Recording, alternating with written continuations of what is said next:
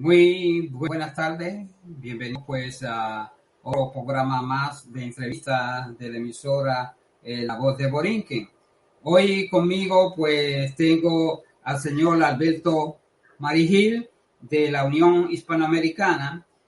Ustedes saben que él acaba de hacer un libro que se llama La Destrucción de la Nueva España. Yo quiero pues hablar con él, qué lo motivó a hacer ese libro, y lo veo muy interesante, y he visto comentarios a favor del libro, y pues aquí tenemos a Alberto Marigil. Alberto, muy buenas tardes, buenas noches allá para ti. ¿Cómo estás? Muy buenas noches para mí, en mi caso, y muy buenas noches para para toda audiencia española. Buenas tardes para la audiencia americana. Y bueno, bienvenidos a todos. Bueno, sí, Alberto, yo te conozco aproximadamente 2 años, me parece, por ahí. Sí, 2 o 3, por ahí vamos. Sí. ¿Qué te motivó a ti a hacer ese libro, La Destrucción de la Nueva España? Pues verás, mis motivaciones son varias, no es una. Las cosas nunca son por una causa, es una cuestión multicausal, que se podría decir.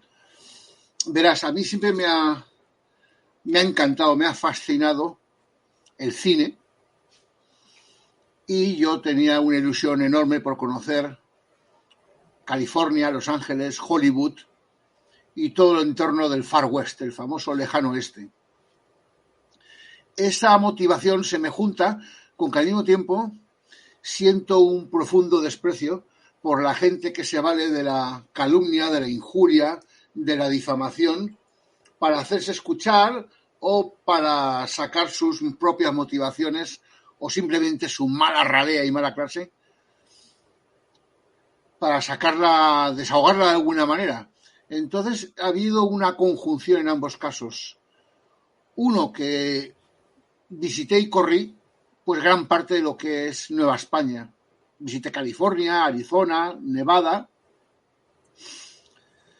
y también he tenido ocasión de conocer Colombia, la República Dominicana. Bueno, he viajado un poquito y he percibido el sentimiento que había un poquito hacia los españoles y hacia España, los infundios, los prejuicios, las calumnias que se han vertido históricamente contra España, que no con gravedad, pero en cierto modo las he vivido, porque aquí en España no te lo imaginas, salvo cierto sector político que se dedica a autodenigrar a los españoles. Pero bueno, eso lo entiendes tú como que forma parte de la lucha política. No te piensas tú que es una leyenda, una falsa leyenda creada en el siglo XVI por los enemigos históricos de España. Enemigos que ahora son aliados, que dentro de que somos aliados y somos amigos ahora, pues mantienen la famosa, la ínclita leyenda negra. Entonces, pues bueno, todo se me juntó en mis viajes. Vi las honras que le hacía en la República Dominicana a Fray Bartolomé de las Casas. Vi los prejuicios que tenían norteamericanos y mexicanos contra España, al mismo tiempo de que ellos se reconocen como españoles en gran parte, lo cual es una contradicción. Y luego vi las mentiras y contradicciones históricas en las que se sustentan, que son pura falacia, hasta el extremo de que, bueno, el tema me interesó y he seguido investigándolo y estudiándolo por gusto, por placer, pero así como he ido averiguando más sobre la historia de España y la historia de España en América, pues la historia de España no se explica suficientemente sin la historia de América, de la misma manera que la historia de América es imposible que se explique sin España. Y me doy cuenta del ninguneo al que estábamos sometidos. Allí tuve ocasión de conocer a profesores universitarios españoles y ellos me apercibían de que, cuidadito, que aquí hay cosas que son casi tabú. Y tabú era, pues bueno, pues eso, que los españoles éramos unos saqueadores, unos violadores compulsivos de mujeres, éramos unos genocidas destructores de civilizaciones. Y lo más contradictorio, lo más paradójico, es que yo observaba que las acusaciones vertidas contra los españoles, pues son las acusaciones que podrían ser en justicia vertidas contra mexicanos y norteamericanos. Porque el real genocidio de indígenas dado en México fue a partir de la independencia. Eso es lo paradójico. Y tú escarbas en la mentalidad de cualquier mexicano y automáticamente te considera un genocida, un criminal, un ladrón o heredero descendiente de aquellos. Y claro, mis primeras contradicciones, bueno, las contradicciones de ellos que yo percibía, era que, bueno, yo soy español de España y mi familia nunca viajó a América y el entorno de la inmensa mayoría de los españoles no viajó a América. Eres tú, mexicano, tú, colombiano, tú, dominicano, el que total o parcialmente desciendes de aquellos españoles a quienes calificas de genocidas, ladrones y violadores y criminales compulsivos.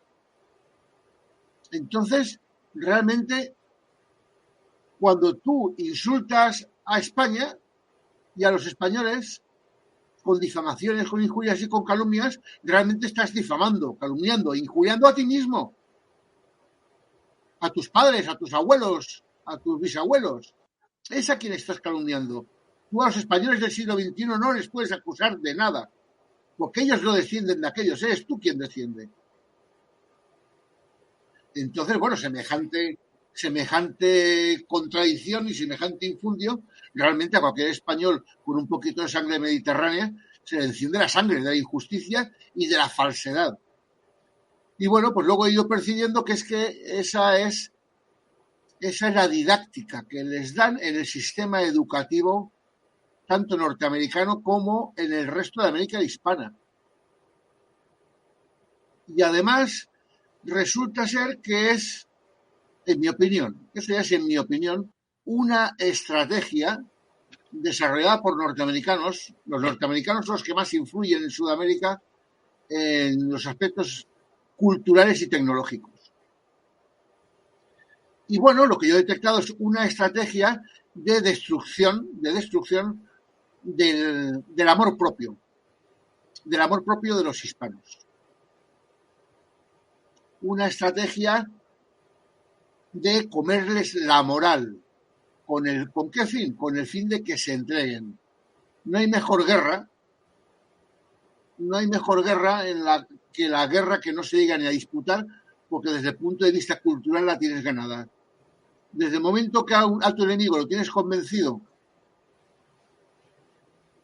de que no tiene la razón, que tiene la culpa y que el bueno es el gringo, pues resulta ser que no hace falta ni pólvora ni plomo. Es una guerra que te ahorras. Es la guerra del lavado de cerebro. Y te puedo asegurar que toda Norteamérica y toda Hispanoamérica tiene el cerebro lavado por el interés creado de los norteamericanos. ¿Cómo? ¿Por qué medio? Por la influencia de sus universidades, por su influencia en los métodos y sistemas educativos de toda Hispanoamérica y Norteamérica, y por los grandes medios de difusión como Hollywood. Tú ves a los americanos y los americanos son los buenos, son los salvadores del mundo. Son los que nos salvan de todo, nos salvan de los rusos, nos salvan de los nazis, nos salvan de que vayan a venir los marcianos a conquistar la Tierra. El héroe americano es un ser impoluto, indiscutible, al que todos tenemos que imitar. Esa es la imagen que nos dan. El héroe americano es que es algo que se lo creen. Y los malvados son los demás. Todo aquel que le planta cara. Además, si analizas tú la evolución de Hollywood, en quiénes son los buenos y quiénes son los malos, siempre va en consonancia e incoherencia con los intereses creados de la política exterior norteamericana. En los años 80, durante la guerra de la URSS en Afganistán, pues los buenos eran los mujahidines, los yihadistas, los musulmanes. Antes, cuando las películas de Errol Flynn y haciendo de pirata, los malos eran los españoles. Luego en las películas de cowboys los malos han ido alternándose entre los indios y los mexicanos. Y el americano siempre es bueno. Es el bueno de la película. Claro, eso es porque tampoco tenemos una industria, una maquinaria cultural en el mundo hispano que lo pueda contrarrestar. Pero si analizas más, es que tienen copados todos los medios de difusión intelectual. Ya no solo el cine y las series de televisión, sino es que no hay un Google hispano, no hay un Facebook hispano. Sí. No hay un Amazon hispano. Los americanos tienen más interés en lavarle el cerebro de la gente que en discutir qué es verdad y qué no es verdad. ¿Por qué? Porque es que también les interesa, les sale más barato. No tienen que gastárselo en bombas nucleares, como hicieron para convencer a los japoneses de que ellos sean los malos, y no tienen que exterminar a civilizaciones, como hicieron con los nativos de Norteamérica, o no tienen que cometer genocidios del 10 o el 15% de la población, como hicieron para convencer a los filipinos. O no tienen por qué bombardear Utuado y la otra ciudad, que no me sale ahora el nombre, en Puerto Rico, bombardear a la población civil para convencerles de que son un Estado libre y asociado, aunque sean tres mentiras en una. No es ni Estado, ni es libre, ni asociado Puerto Rico. ¿Cómo era la otra ciudad que bombardearon en Puerto Rico? Jayuya y Utuado, ¿no? Utuado, sí. Con un 70% de destrucción de la ciudad. Sí, así es. Entonces digo, bueno, aquí los buenos de la película, ¿quién son? Y claro, cuando me pongo a investigar, pues no es chauvinismo. Yo no soy una persona que vaya a defender ciegamente mi país porque es mi país. Si mi país es malo, yo lo digo. Y soy el principal crítico de mi país. El tema está que si ha habido algún bueno, no en la conquista de América, sino en la expansión de Occidente por el resto del mundo, en la época colonial, si ha habido algún bueno, ese es España. Y si ha habido algún malo, son todos los demás. ¿Por qué todos los demás? Porque los demás es que se han creído sus propias mentiras y las han llevado a la práctica. Ellos acusaban que los españoles eran genocidas y entonces ellos cometieron los genocidios. Alberto, ¿por qué te has enfocado en tu libro mayormente México, Estados Unidos y España? Primero porque es lo que más conozco, obviamente. Y segundo porque donde las mentiras son más burdas y más bárbaras. Y donde los actos norteamericanos y de las repúblicas mexicanas han sido más criminales. Ten en cuenta que la exclusiva de la barbarie no la tiene Estados Unidos. El México de los últimos 200 años es un baño de sangre desde la misma independencia, desde el mismo Vicente Morelos. Se podría decir que desde el mismo Hidalgo, que fue el primero que cometió verdaderas barbaridades. Y bueno, hasta ahora, tú luego analizas a Porfirio Díaz. Porfirio Díaz fue un criminal desvergonzadamente criminal. No era un criminal cualquiera. Y Pancho Villa también. Y Pancho Villa era un criminal ya por su propia condición. No era un general, no era un político, era un pobre analfabeto que, según la leyenda rosa, dicen que como violaron a su hermana se convirtió en bandolero porque la vengó. Eso yo no entro a discutir si es verdad o no es verdad en mi libro. Yo solamente hablo de los hechos. Y los hechos es que una barbarie de 33 años creo que son los que estuvo de dictador Porfirio Díaz, donde exterminó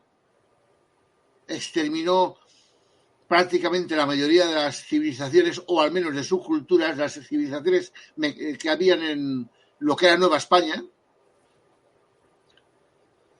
Deportó a los yaquis, mató a más de 20.000, consintió que los norteamericanos mataran a un montón de habitantes de Sonora que protestaban en una huelga.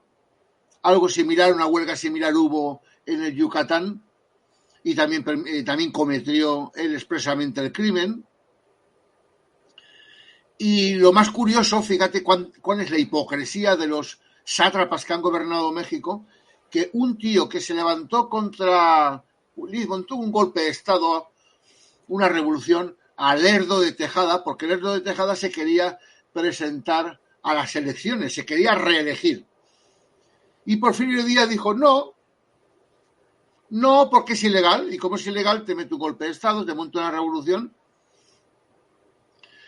y me presento a las elecciones para que me elijan a mí. Y a ti te dejo fuera. Esa lucha del poder y ese argumento quedó prácticamente en agua de borrajas, porque al final fue Porfirio Díaz quien se autorreligió 6 veces. 6. Un tío que accedió al poder argumentando que era ilegal que Lerdo de Tejada se religiera. ¿Qué pasó en la última reelección, que fue tan descarada? En la última reelección, Madero se presentó y ganó. El tío desconoció las elecciones, se autorreligió él y criminalizó a Madero. Así empezó la Revolución Mexicana. Y la Revolución Mexicana ha sido una sucesión de sátrapas, de criminales, uno detrás de otro, pegándose golpes de Estado, traicionándose, robándose. El único que se salva de no ser un criminal y no ser un degenerado en aquella revolución fue la contraparte de Pancho Villa. Tú me recordarás el nombre, no me sale ahora. ¡Ay! Me he quedado en blanco, Baudillo. Sí, yo sé a quién te refieres, pero tampoco me acuerdo del nombre. Sí, pero sé la historia, sí. ¿Me entiendes? Sí. Este hombre era un poco más idealista.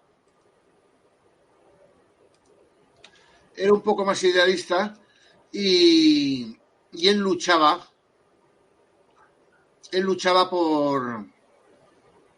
por la justicia de su pueblo. Está un poco fuera de... Benito Juárez no. Benito Juárez no, este fue antes de... Fue antes, de sí. Porfirio. Te lo digo ahora. Y sí, estoy tratando de acordarme, pero tengo varios y no sé cuál de ellos fue. Sí, pues esto lo editamos en el vídeo para que no quede cutre, ¿vale? Sí. Bueno, de todas maneras, yo te pregunto, ¿cuánto territorio Estados Unidos le quitó a México? ¿Qué a México. Territorio? Sí. Pues le quitó más de la mitad de su territorio. Le quitó California, le quitó Arizona, le quitó Nevada, Nuevo México, Texas, Colorado, parte de Kansas, Utah, ¿no? parte de Utah, y no sé si me estoy dejando algo.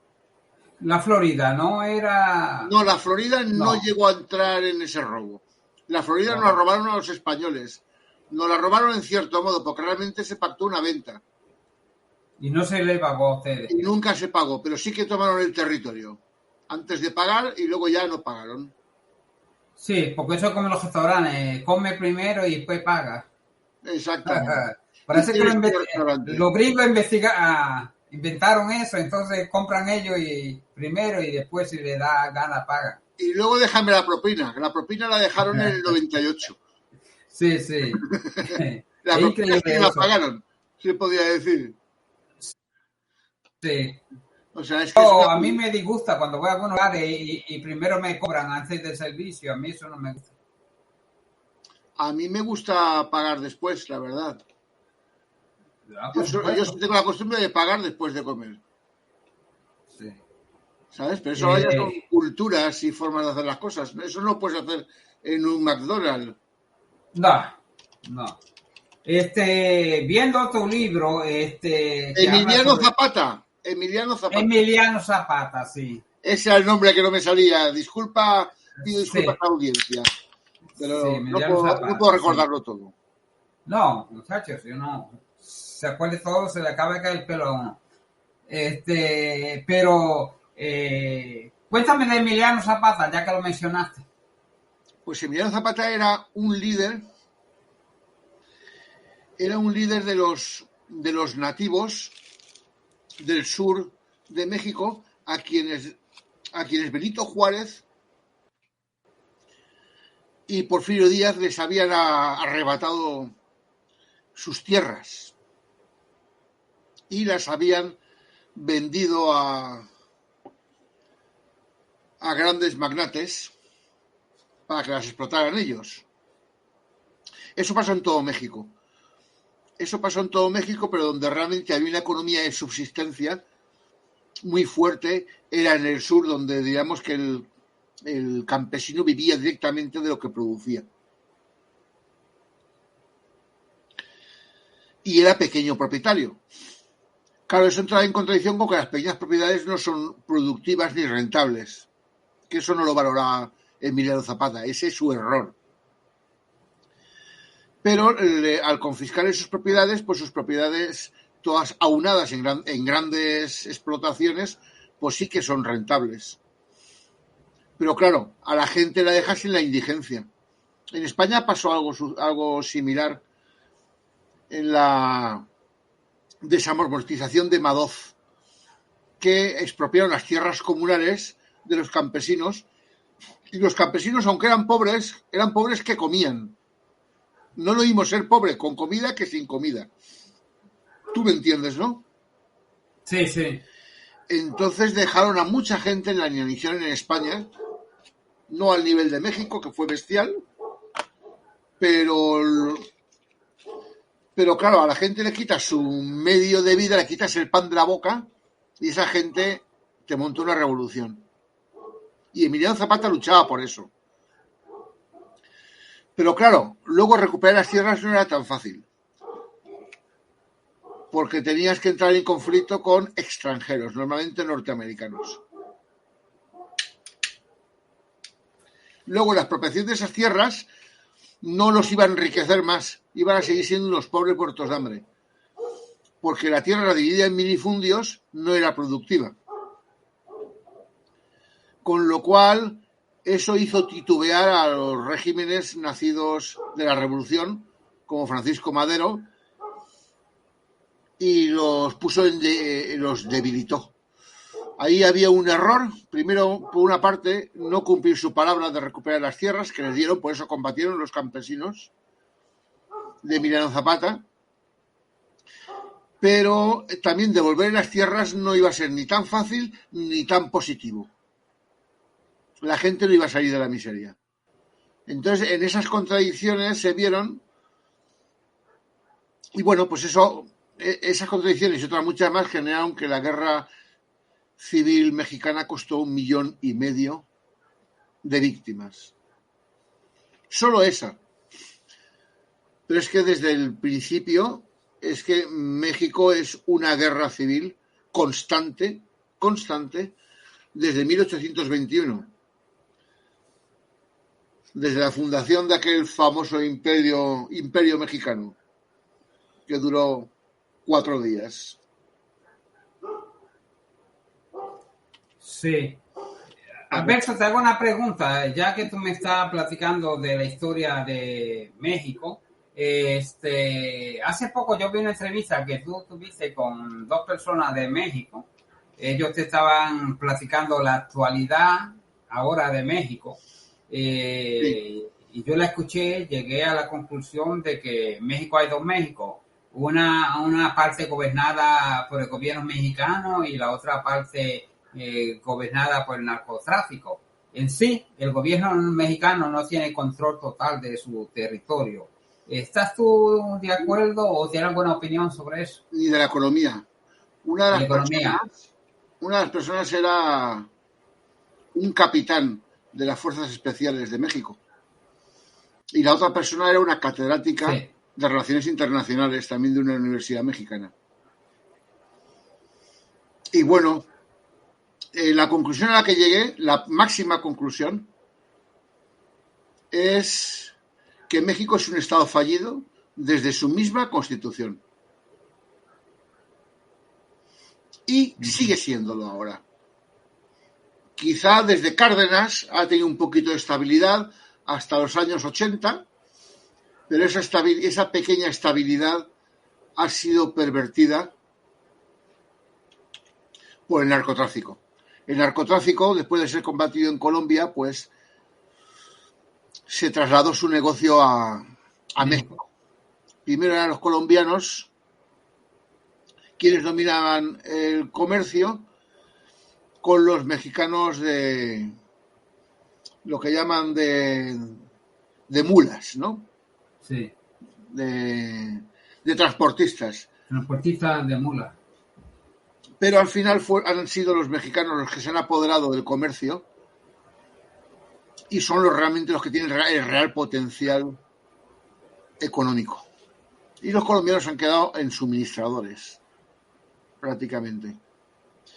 Y el mayor problema ya no es la riqueza que les ha aportado el narcotráfico. Es que el narcotráfico ha creado organizaciones, vastas organizaciones, que controlan todos los resortes de la sociedad. Cuando digo todos los resortes, es que no solo controlan a la policía. Por eso controlaban a la policía, por eso tuvieron que meter al ejército. Es que parte del ejército se les pasó. Sí. Parte del ejército se les pasó a los narcotraficantes. Pero es que además resulta ser que controlan gran parte del mercado interior de distribución. ¿Qué te quiero decir? Quiero decir que tú cuando compras un kilo de carne o un kilo de frijoles, o vas a comer al restaurante de la esquina, o compras una lavadora, seguramente se lo estás comprando a la mafia. La mafia son los suministradores ya de los productos básicos de primera necesidad. Son quienes te van a cobrar unos impuestos que le llaman el piso, el impuesto del piso. El piso no es un impuesto, realmente es una extorsión. Que es como cuando vemos en las películas americanas aquellos gángsters que cobraban por protegerte, por la protección. ¿Me entienden? Si tenían sobornado a los jueces y a la policía. Pues eso pasa con el derecho de piso. O sea, te cobran el que tú utilices el piso para tú buscarte la vida y poder trabajar. Tú te montas un negocio en México y al margen de los impuestos que le tengas que pagar al gobierno, le tienes que pagar el derecho de piso a las mafias mexicanas. Y si te niegas, prepárate. Porque o te pueden matar, o en el mejor de los casos te pueden quemar el negocio. O robártelo. Sí. Y lo curioso de eso, ¿sabes qué es? Que la mafia siciliana, cuando cobraba sus extorsiones, le llamaban el pizzo. Esa era la extorsión. El pizzo de la mafia italiana es el piso que cobran en México simplemente por existir, por tener tu negocio, por poder luchar por producir en tu país, por generar riqueza. Entonces la mafia es prácticamente un estado dentro del estado, que está en todos sitios. Te pregunto, sí, tú que tienes contacto con todos los hispanistas mexicanos,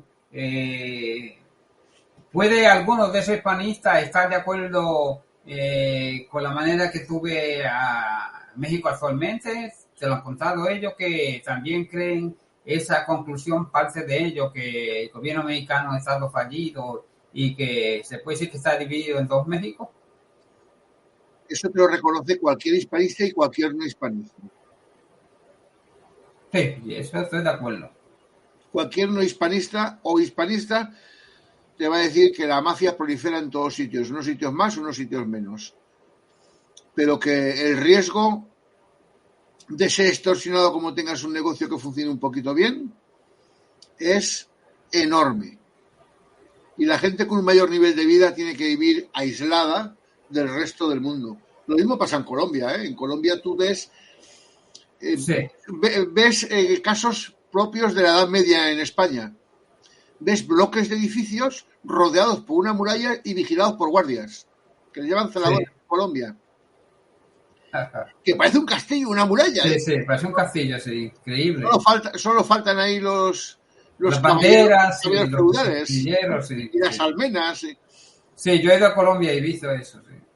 ¿Me entiendes? Que le llaman complejos cerrados. Eso de complejos cerrados se aíslan de la sociedad, del resto de la sociedad, para evitar ser saqueados o ser extorsionados o ser asesinados. Tú vas por Colombia, vas por Bogotá y te ves a un... Iba a decir una palabrota. Sí. Te ves a un degenerado en cualquier esquina buscando la manera de ver cómo le saca dinero a alguien o cómo te saca algo. Sí. O cómo te extorsiona, se hace que te pido. Les llaman gamines, también conocidos como desechables de la sociedad. Y van por la calle a ver quién es su víctima de hoy. Entonces, no sé, cuando te entra algún gamín tienes que tener cuidado porque te puede hacer algo y entonces le das 500 pesos y se calla y cosas así. Y si no te callas, te arriesgas a que te pase algo. Te hago una pregunta políticamente. ¿Tú crees que estos grupos que hay de narco en México, algún día ligarse en política internacional y permitir esos terroristas que hay, ya tú sabes, alrededor del mundo y se acerquen a ellos, tratar de buscar colarse ellos dentro de Estados Unidos? ¿Podría haber esa cabida algún día con los narcotráficos que se vendan ellos por dinero y poner en peligro la estabilidad tanto de México como de Estados Unidos? Vamos a ver. Vamos a ver cómo te lo explico. Mi abuelo decía que unos se llevan la fama y otros cardan la lana. Esta metáfora, tú como puertorriqueño, no sé si la entenderás. Pero lo entiendo más o menos, pero si la mafia de México es bestial, es monstruosa y ya sabemos que alcanza a todo el mundo, ahora están comerciando con el fentanilo, sí, que viene de China, lo introducen en México, pero es que están dándose casos en Europa, está llegando a Europa el fentanilo. Y si tú piensas que de cada dólar que genera esa mafia, solo 20 céntimos o centavos se queda en México, el resto va para Estados Unidos. El resto de los 80 centavos siguientes de cada dólar que genera la mafia se queda en Estados Unidos. ¿Quién es el terrorista? ¿Quién es el narcotraficante? Porque ahora Estados Unidos quiere convertirlos en terroristas para tener excusa de invadir México. Y digo, ¿y por qué no te invades a ti mismo? Sí. Porque el 80% de esa mafia la tienes en tu país. Y no serán mexicanos. Porque al final el que lo consume es norteamericano. El que paga es norteamericano. Y el 80% de esa riqueza se genera en Estados Unidos.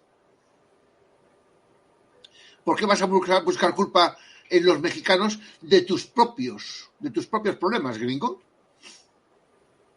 ¿Por qué a tus propios problemas, los que generas tú, de los que te beneficias tú, de los que se enriquece tu sociedad, le echas las culpas a México? Explícamelo. Uh-huh. Es que Estados Unidos está amenazando con invadir México. Estados Unidos tiene una autoley que se han inventado ellos, una autoley que se aplican a los demás. Y es que si te consideran ellos terrorista, grupo terrorista, tienen derecho a invadirte, aunque estés en otra nación soberana. Sí, sí, yo te entiendo. Quiero preguntarte, ¿por qué en tu libro tú tienes algún capítulo de tu libro que mencione o dedicado a Puerto Rico? Por supuesto, uno entero, y otro a California, y otro a Filipinas. Háblame sobre Puerto Rico, a ver. Pues de Puerto Rico te puedo decir que han cometido todo tipo de barbaridades y barrabasadas. De entrada, Puerto Rico es un país que está sodomizado económicamente. Puerto Rico es más cara la vida que en el resto de Estados Unidos. Sencillamente porque están monopolizados a través de Florida con la ley de cabotaje, por la cual ellos no pueden comerciar con el resto del mundo. El comercio de Puerto Rico está asfixiado, está estrangulado a través de un yugo que pasa por Florida. Y es que todo producto extranjero que se consuma en Puerto Rico tiene que pasar por Florida. Y luego con la Marina Mercante norteamericana puede llegar a Puerto Rico. De manera que Puerto Rico no se puede desarrollar económica ni comercialmente. Sencillamente porque su comercio está estrangulado y monopolizado por Estados Unidos. Esa es una de las principales razones por las cuales hay más puertorriqueños fuera de Estados Unidos que en Puerto Rico. Son 5 millones en el continente, 3 en la isla. Y en los últimos 10 o 12 años ha perdido medio millón de habitantes la isla. Aparte de que están haciendo una barbaridad como la que hicieron en Hawái. Están encareciendo el nivel de vida a los puertorriqueños, pero están facilitando fiscalmente la instalación de norteamericanos en Puerto Rico. Y eso me huele muy mal. Eso es una intención de sustitución demográfica, de quitar puertorriqueños y meter norteamericanos. Hasta que llegue un momento que ya no, es que esto es mío, porque aquí ya son todos norteamericanos. Lo que hicieron, algo parecido a lo que hicieron en Texas. Sí. En Texas, al principio los dejaron entrar, pero cuando vieron el percal, México dijo no, ni un solo gringo más. Y a partir de ahí empezaron a entrar por multitudes, todos ilegales. El primer país que ha utilizado la inmigración ilegal como arma de guerra ha sido Estados Unidos. Te pregunto acerca de Puerto Rico, que ya tú sabes la condición política de Puerto Rico. Es que está haciendo lo mismo que a Texas, por eso te digo lo de Puerto Rico. Sí, que hemos platicado muchísimas veces. ¿Cuál tú crees que podría ser la solución de todos sus males políticos? La solución tenía que ser la solución justa. Es que yo no veo otra. La solución es que Estados Unidos deje en paz a Puerto Rico. Puerto Rico se refugia... Estados Unidos, se refugia en una excusa de falsa democracia. Que dicen, no, que eso que sea lo que los puertorriqueños quieran. Eso es mentira. Lo que los puertorriqueños quieran es mentira. Primero porque no es así. Primero porque la apropiación de Puerto Rico fue ilegal. Entonces a quien que le corresponde decir lo que los puertorriqueños quieran sería a España, no a Estados Unidos. Y pero luego... ¿Con qué fuerza España va a decir? La fuerza de la razón y de la verdad y del resto del mundo. Para que España no quiere enfrentarse con Estados Unidos ni siquiera de manera diplomática, porque sabe que Estados Unidos no es diplomático. Estados Unidos te represaliará por un sitio u otro. A lo mejor te dice que sí a Puerto Rico, pero luego infesta de armas Marruecos. ¿Me entiendes? Sí, yo te entiendo, pero... O dice, no, ahora las Islas Canarias son un estado norteamericano, un estado libre asociado. ¿Me entiendes? Fíjate, yo veo que pues España tiene las manos atadas para esto. España tiene las manos atadas. Y si tratara, quién sabe, como tú dices, Estados Unidos se iría por otro lado. Pero también tengo una cosa, ¿por qué? Canarias, pero los puertorriqueños, yo creo que mientras la mitad del pueblo puertorriqueño esté en el vaivén ese de que quieren ser proincorporados a Estados Unidos, yo creo que estamos en un neutro. Ya, pero es que Puerto Rico tienen que dejarlo en paz, es que no lo dejan en paz. Es que dicen, no, tú si votas lo que tú quieras, que no quieres ser norteamericano y que quieres ser puertorriqueño, Si votas que no quieres ser norteamericano, entonces te dejo en paz. Eso es lo que te dicen. Y eso no es así. Si tú quieres democracia, lo que tienes que dejar es a Puerto Rico libre, dejar la independencia total. Y luego los puertorriqueños pueden votar lo que les parezca. Pero eso de que yo no te suelto, no te liberalizo, mantengo a 1 millón de puertorriqueños subsidiados con la tripa agradecida para que me voten a mí, y luego hablamos de democracia, eso es una estafa. Tú, si quieres democracia en Puerto Rico, primero déjalo libre e independiente. Y luego ya puede ser lo que los puertorriqueños decidan. No sé si me entiendes la diferencia. Sí, yo te entiendo, pero si se deja... Puerto Rico no es libre e independiente y no depende de los norteamericanos, nunca votará con democracia. Siempre habrá un alto porcentaje de puertorriqueños que voten con el estómago. Sí, yo te entiendo, Alberto, pero yo te hago esta pregunta. Vamos a suponer que se deje a Puerto Rico libre e independiente, pero los que quieren a Puerto Rico libre e independiente son gente, como hace poco un senador dijo que él estaba a favor de Hamas allá en Israel, como el Partido Independentista que manda gente a Cuba. Eso lo he pensado muchas veces, Baudilio. Eso lo he pensado muchas veces. Eso lo he pensado muchas veces. Okay, y eso va a existir toda la vida y existe en todos los países. También pasa en España. También pasa en Francia. Pasa en España, pero en por Colombia eso se está manifestando en favor de Hamas y en contra de los israelíes. Es que es un cuento chino. Es que es un cuento chino el decir, no, es que si Puerto Rico nos dejan libres acabaremos como Cuba o acabaremos como Nicaragua. O no, o puedes acabar como Suiza. Ok, es un cuento chino y pasa en España, pero mira cómo está España por la cuestión de Sánchez.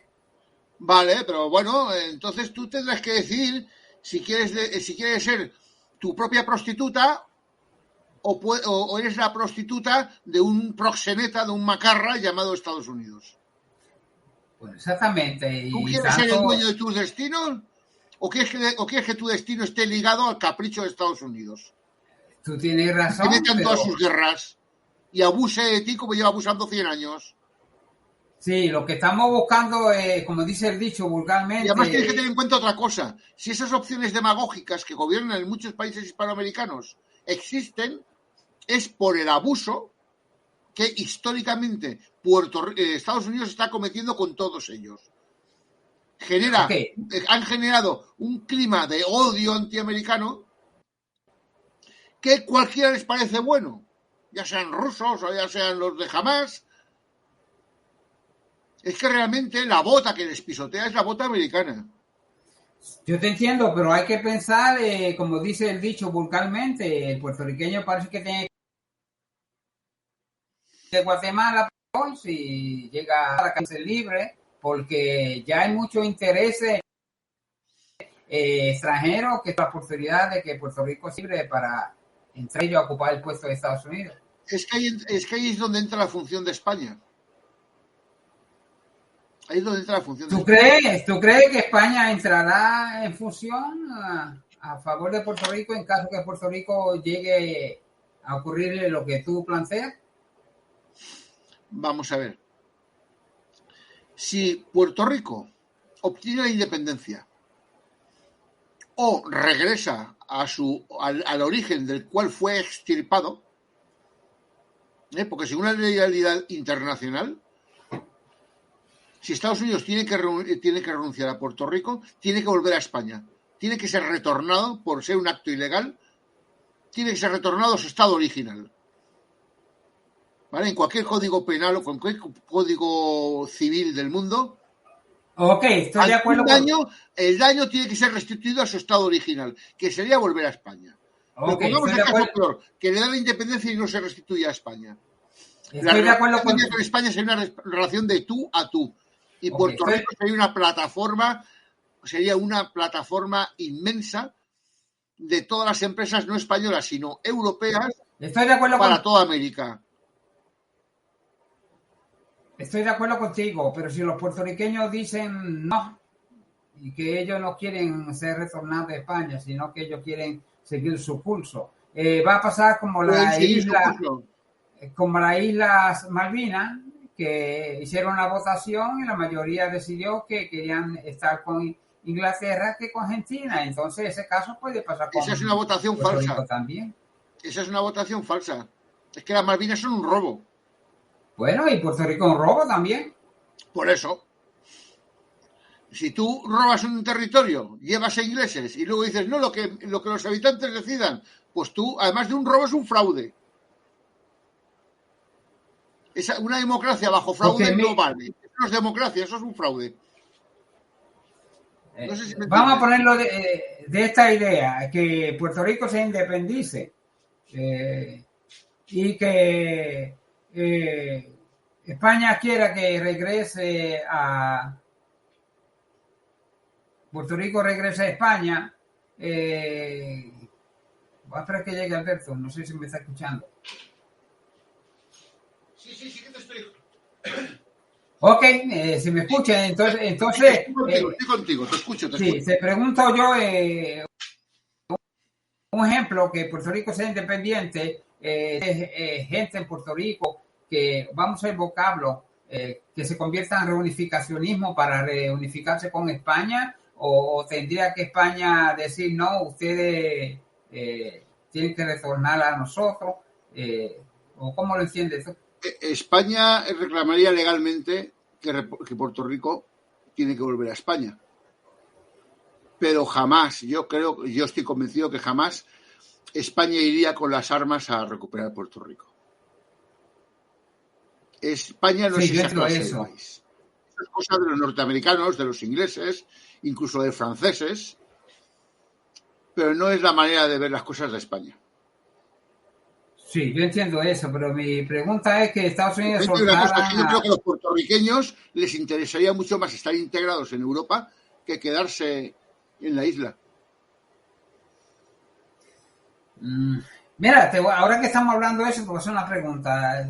Yo estaba entrevistando al señor al Alfonso del partido... sí, Alfonso Galván, creo que es, ¿no? Valores, Partido Valores. Sí, okay. Sí. Él exponía su punto sobre España y la Unión Europea. Parece, y yo entiendo, y creo así, que tu punto es diferente al punto de él, ¿no?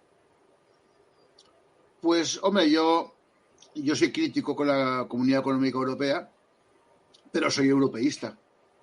Yo creo que ¿Está a favor de que España siga con la Unión Europea, no?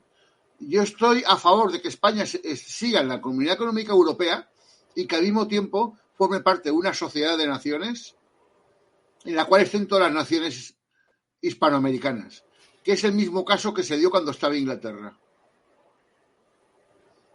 Inglaterra seguía formando parte de la Commonwealth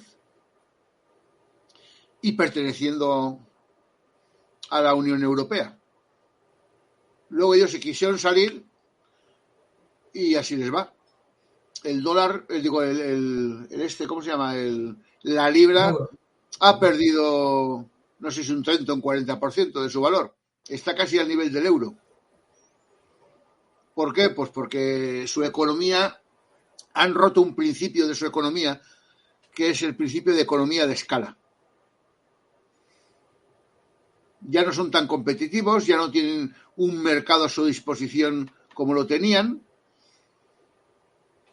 y sus empresas ya no pueden plantearse con la proyección internacional que se proyectaban.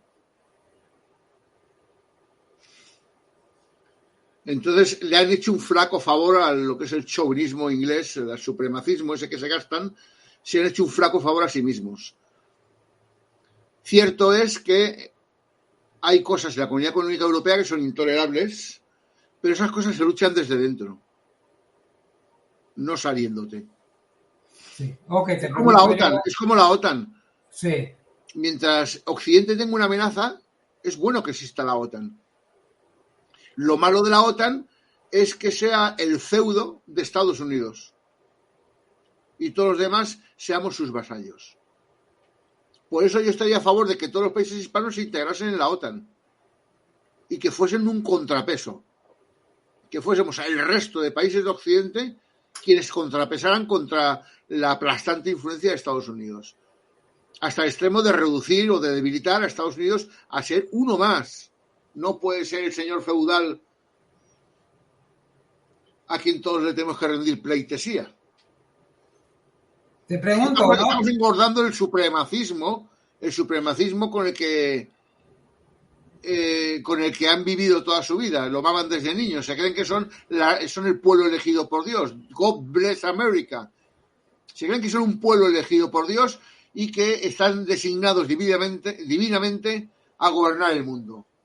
Ellos lo interpretan desde un punto de vista divino. Pues es un fanatismo de origen religioso que actualmente, estando el origen religioso pues desfasado, se convierte en un chauvinismo. Yo te entiendo, pero vamos a volver a esta parte. Si tú dices que España debería y que no lo hace, reclamarle a Estados Unidos sobre Puerto Rico, y pregunto yo, pero es que España no se atreve tampoco a reclamarle a Estados Unidos la manera que Estados Unidos está bregando con Marruecos, que casi está perjudicando a España, ¿no? Estados Unidos está luchando como gato panza arriba para mantener la hegemonía mundial, Baudilio, porque ve que la está perdiendo. Y mantener la hegemonía mundial es tener a Europa cogida por entre las piernas. ¿Ok? ¿Y se dejará España que Estados Unidos los coja así como tú dices? Es que no es a España, es que es a toda Europa. A toda Europa, pero España puede decir no, conmigo no, allá con los otros. Vale, entonces ya me inventaré una excusa para separarte de los catalanes, para que los vascos te vuelvan a poner bombas y para que surja un movimiento independentista en Canarias. Es que Estados Unidos juega sucio, siempre juega. Yo me río porque entonces lo está cogiendo porque tú quieres, entonces que dice que claro, lo está cogiendo. Es que Estados Unidos es un amigo por huevos, que diríamos en España. Entonces, tú eres amigo mío, pero siempre que tú tragues con lo que yo te impongo. Si no, ya no eres amigo mío. Por eso pasó. España tenía la bomba nuclear, dicen que ya estaba desarrollada. Estábamos a punto de probarla en el Sáhara, la bomba nuclear. Estados Unidos es como que te eche el brazo y te dice, mejor es que sigamos de amigos porque te conviene. Claro. Mejor te echo el brazo encima que si te echo la zarpa. Sí, sí. Y también te digo una cosa, si lo pensamos bien, porque al final la política ¿de qué depende? En nuestros países depende que el pueblo viva bien y prospere. Y resulta ser que tú puedes prosperar conviviendo con Occidente. Tú no puedes prosperar viviendo en una jauría de dictaduras como es el entorno soviético. Tú serías un esclavo de un país totalitario, absolutamente totalitario como es China. Al final te toca elegir qué es lo menos malo. Y lo menos malo es vivir en cierta prosperidad, la que te permite Estados Unidos, pero políticamente tu país es estable, porque en el momento tu economía quiebre, tu país se convierte en un país inestable políticamente, Baudilio. Sí, yo te entiendo. ¿Qué hacen los enanos? La política pone en juego, ¿entiendes? Porque si España le dice a Estados Unidos, mira, vamos a dialogar sobre Puerto Rico debe retornar a nosotros. Es que se lo puede decir con cariño, Sí, que con cariño Estados Unidos le va a echar el brazo a España, le dice, quédate quietecito con Puerto Rico, vamos a olvidarnos de eso, porque que calva en lo pasado. No te olvides porque tú eres un criminal. Es que, a ver, la jugada con Estados Unidos es la de machacarles por dentro. ¿Machacarles en qué?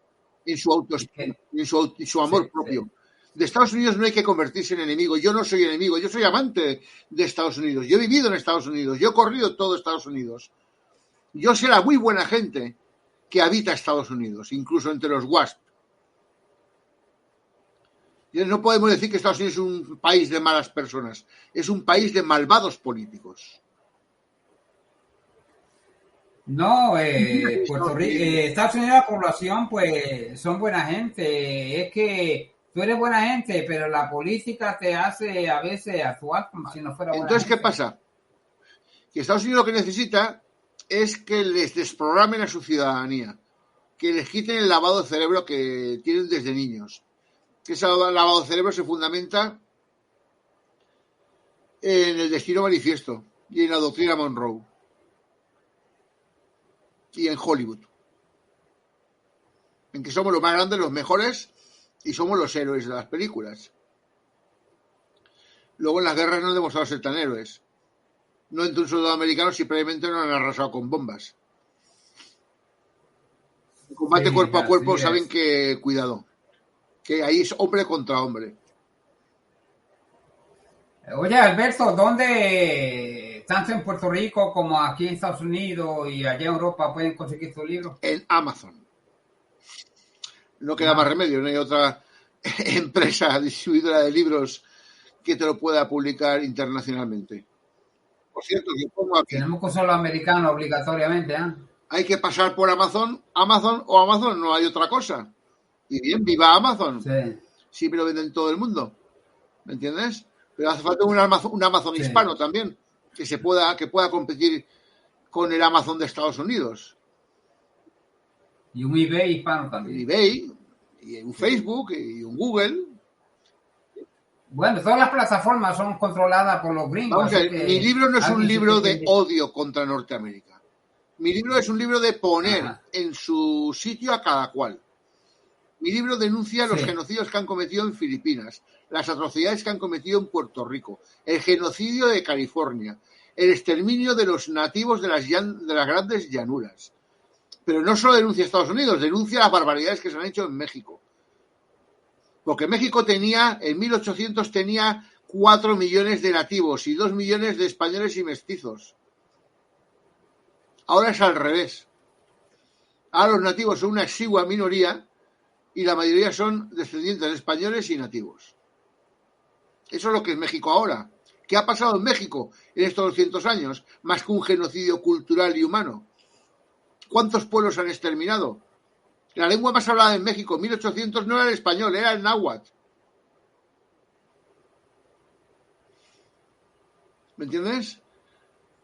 Entonces México Sí. se ha convertido en un O sea, todo infierno. marca Desde que no es España se ha convertido en un toda la infierno. historia. Porque mientras fue España, tuvo 300 años de prácticamente paz. 4 tiroteos y 4 ataques de piratas. Eso era México. Ok. Alberto, para terminar, te voy a hacer la última pregunta. ¿Podemos nosotros soñar con una nueva España? Por supuesto. Y eso pasa, y quiero empezar, y quiero volver a un tema que te estaba comentando. Tenemos que denunciar y denunciar. Tenemos que señalar tanto a los gobiernos hispanoamericanos, que no son gobiernos, son una banda de sátrapas y tiranos, que no han hecho más que masacrar física y económicamente a sus pueblos desde que se independizaron de España, porque España era la única que les reconocían derechos a todos los habitantes, cosa que ha desaparecido desde que vinieron las repúblicas estas que se inventaron. Y hay que señalar y denunciar lo criminal que es la historia de Estados Unidos y lo abusivos que son. Señalarlos, que todos los países se den cuenta de que Estados Unidos es un país abusivo, es un país degenerado. No el país, su política. Cuidado, no es lo mismo. Porque también son gente muy productiva y muy currante. Pero realmente lo que me decía una gringa, cuando yo decía, oye, yo no curro por $5 la hora. Me decía, si es que aquí este país se ha hecho así. Este país todos se aprovechan y abusan del último que ha llegado. De manera que los ingleses se aprovechaban y abusaban de irlandeses y luego se aprovechaban y abusaban de alemanes. Y luego ambos abusaron y se aprovecharon de los italianos. Y luego todos abusaron y se aprovecharon de los polacos. Y luego ya se aprovecharon de los mexicanos y abusaron. He visto mexicanos trabajando por 5 horas, $5 la hora, como Sí. que no te da ni para una cerveza. Una cerveza ya costaba en aquella época $3 o $4. Tú sabes, yo llegué a trabajar tercer turno en los años 66 por 2,75 la hora, que eso es una miseria. 2,75 la hora Sí, en los años 60. sí.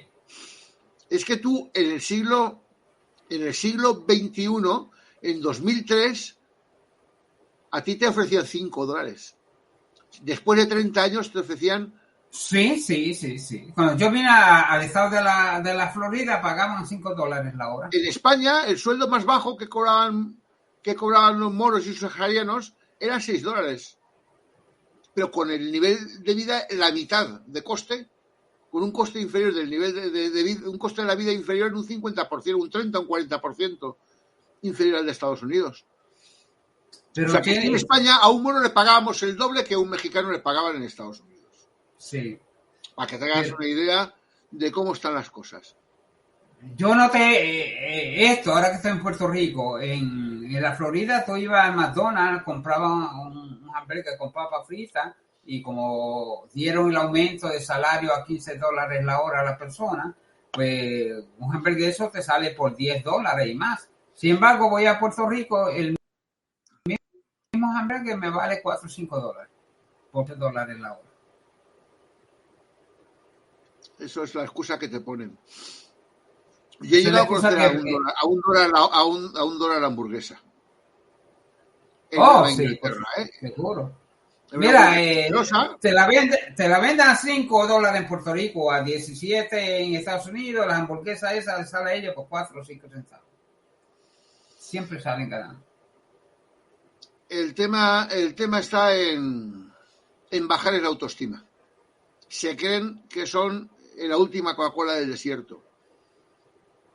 Y sobre todo la mayor ventaja que tiene Estados Unidos es que controla las finanzas internacionales. No puede ser el dólar, no puede seguir siendo el dólar el rey de las finanzas del mundo.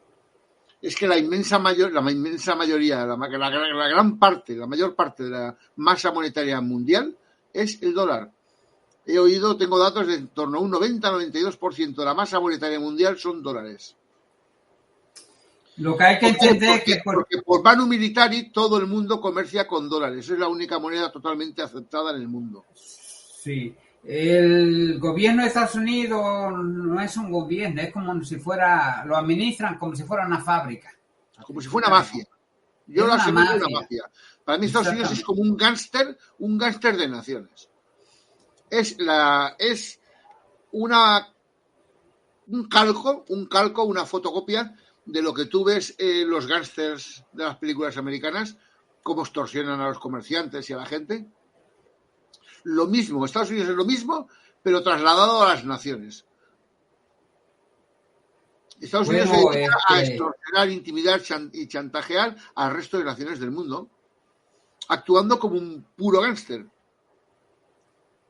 Bueno, Alberto, llevamos ya una hora, no quiero que la gente te coja antipatía a ti de la manera que platicamos sobre Estados Unidos.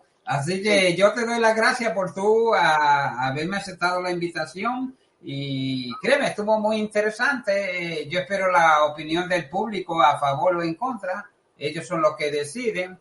Acuérdense que estamos en YouTube como La Voz de Borinquen y estamos también en la radio como La Voz de Borinquen por Seno.fm, Seno con Z, y también Alberto está como la Unión Hispanoamericana Radio. Pueden entrar a Seno.fm y escribir la Unión Hispanoamericana y va a radio y va a aparecer también su emisora. Pueden bajar la aplicación en sus celulares o en sus cómputos y pueden seguirnos a Alberto las 24 horas y tanto a mí también. Así, señores, que muchísimas gracias por estar con nosotros. Será hasta la próxima y continúen visitando las redes sociales de Alberto y sus programas, y de mi parte, pues Alberto, yo te doy las gracias. Pues yo te estoy agradecido a ti, Baudilio, y le pido a la gente que no compre mi libro pensando que es un panfleto antiamericano. En mi libro se critica todo, no solo Estados Unidos, sino también a México y todas las barbaridades que se han hecho desde las independencias de España.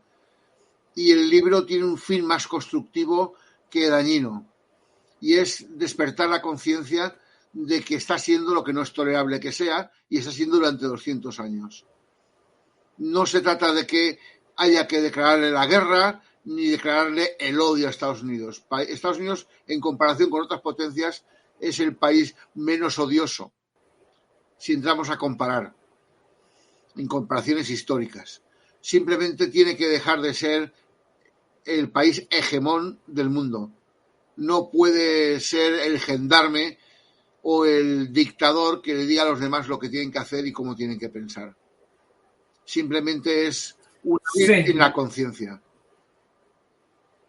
Yo estoy de acuerdo contigo, somos organizaciones pacíficas y no estamos buscando no es un mensaje de odio. Estados Unidos. Ahí es donde quiere llegar. No es de odio. No es un mensaje de odio contra Estados Unidos, sino una crítica justa y legítima para evidenciar lo que es, porque es que esa crítica justa y legítima ya no se trata de criticar o de denigrar a Estados Unidos o a México. Es que se trata de dejar el buen nombre de España y defender el honor de España. Porque es que España no tiene que avergonzarse de nada. Sí. Es que tanto Inglaterra como Francia, como Holanda, como Bélgica, como Estados Unidos tienen mucho de que avergonzarse. En cambio, por contra, España tiene muy poquito de lo que avergonzarse. Y en la historia está. Simplemente hay que buscar las fuentes adecuadas para darse cuenta. Sí. Bueno, Alberto, hasta luego y gracias y nos vemos. Un placer, Baudilio. La próxima. Ok, chao.